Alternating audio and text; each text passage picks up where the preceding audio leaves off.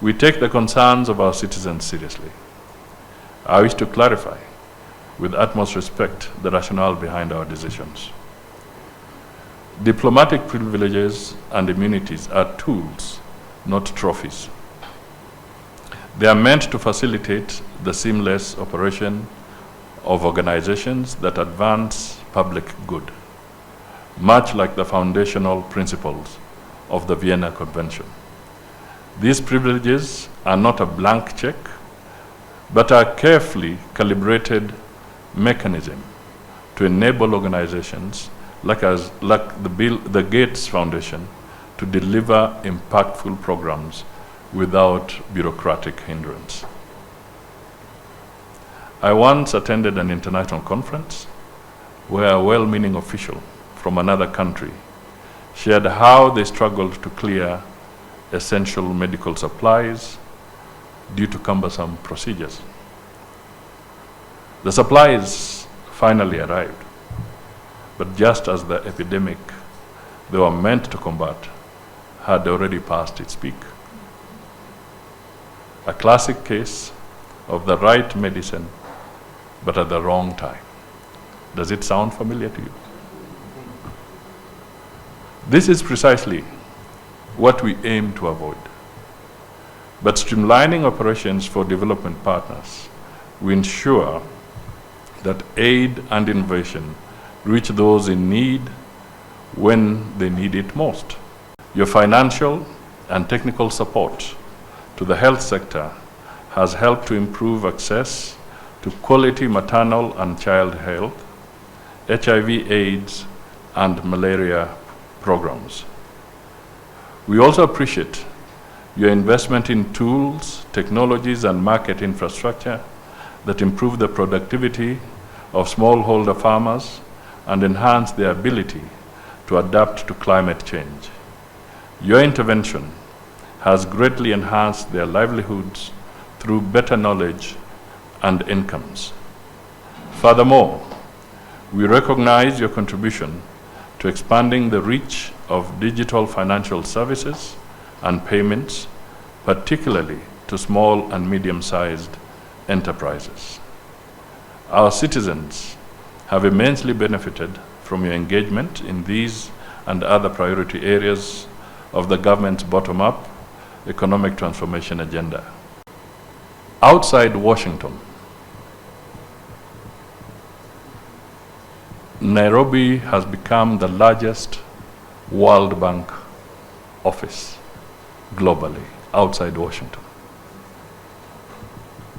Now, World Bank has been a major player for the region, for Kenya. They want to consolidate and make this a regional hub.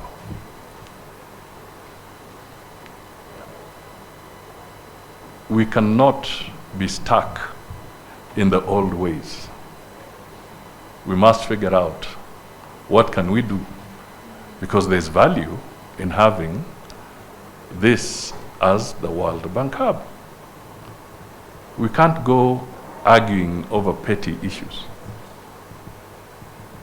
We have to figure out how else. What can we really do? What can we stretch out to be able to make it a hub? These are the serious considerations we must make. Over and above that, we are in consultation with the UNON, because UNON has also indicated that they want Nairobi to become their logistical and humanitarian hub.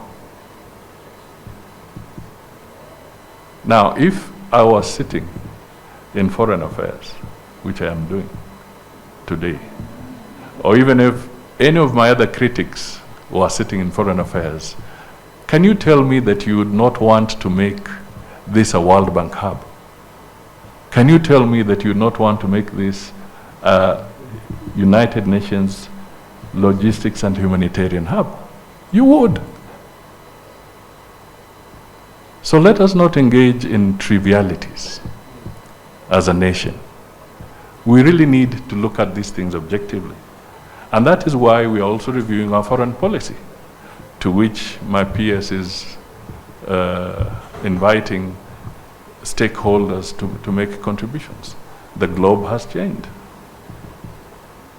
If you are a student of international politics or international relations 10 years ago or 30 years ago, please, let us face the reality. The dynamics have changed. We have also been taught a lesson by the Gen Zs. Things have changed. We had a previous attitude across Africa where civil society was perceived as an enemy of governments. But we have all come to the realization that civil society is a strong partner. So we cannot be stuck in the old way of how we practiced our foreign relations, how we engaged. We have to look at the global dynamics, the new players that are coming in. Nairobi hosted the IDA 21 replenishment conference. It also hosted the AFDB annual meetings where they were looking for their 17th replenishment. And the appeal is that we need partners to make serious contribution, because the governments, the IDA countries, 75 of them, Kenya being one of them, have basically reached the elastic limit in terms of physical space. We have to look for partners. We have to look for friends.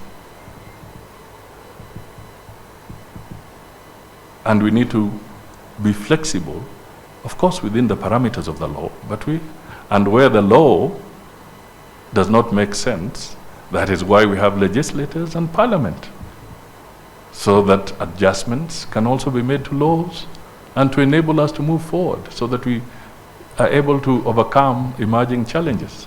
So it is in this framework that we say that partnerships like the one we are launching today and others are critical, because it is not possible today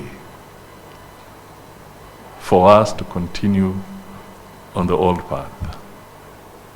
How much more can we tax? We are getting messages from every corner that go slow on the taxation. So what are the alternatives? The alternative is to look for other partnerships. So this office opening is for us a sign of the work that is already in place, and a hope that we will continue to grow our partnership for the region and the continent. With that, let me thank very deeply the Ministry of Foreign Affairs and Diaspora Affairs. We would not have made it to this day without you. Indeed, the due diligence that preceded that exercise, Your Excellency, was very extensive, and Gates Foundation is joining only. It's just one of over 170 organizations that are already admitted, to enjoy privileges and immunities under this statute. And I want to tell Kenyans at this point in time that this work of assessing organizations with a view to extending or conferring to them the kind of benefits that are laid down in the statute is work that we take very, very seriously. And it's only a certain threshold, a certain type of organization that can attain a certain threshold that would enjoy this privilege. Your Excellency, you're aware that in the context of financing for development and in the context of realizing sustainable development goals, it is now a given that public sector resources alone are not sufficient. That you need to look as government to private sector. You need to look as government to philanthropy. You need to look to high net worth individuals.